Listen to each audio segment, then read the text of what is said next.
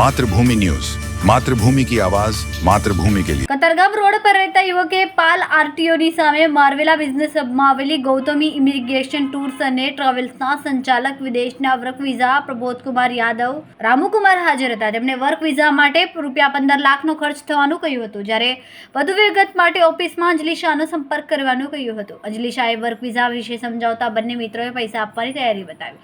બાદમાં UK visa માટે ₹8.50 લાખ આ ટોળકીને આપી દીધા હતા, જ્યારે ધવલે પણ ₹15 લાખ આપી દીધા હતા અને નાણાં અંગેનો કરાર પણ કરીને નોટરી કરી આપી હતી. જ્યારે યુવકે ઓફલાઈન ઓસ્ટ્રેલિયાના વર્ક વિઝા અંગે તપાસ કરતા તેમની ફાઇલ ખુલતી ન હતી, જેથી શંકા જતા યુવક અને તેના મિત્ર ઇમિગ્રેશનની ઓફિસ પર જતા ઓફિસને તાળું માર્યું હતું, જ્યારે તેમના મોબાઈલ ફોન બંધ હતી. તપાસ કરતા આ ટોળકીએ અંજલિ શાહનો સંપર્ક કર્યો હતો. આખરે યુવકે અડાજણ પોલીસ મથકમાં ગૌતમ ઇમિગ્રેશનના સંચાલક પ્રમોદ રામકુમાર અને અંજલિ શાહ વિરુદ્ધ ₹24 લાખની છેતરપિંડીની ફરિયાદ નોંધાઈને તપાસ આદરી છે. ખૂબ જ ટૂંકા સમયમાં માતૃભૂમિ ન્યૂઝ OTT પ્લેટફોર્મ અને મેગા સિટીમાં કેબલ નેટવર્ક સાથે જોડાઈ જશે. તો જોતા રહો માતૃભૂમિ ન્યૂઝ.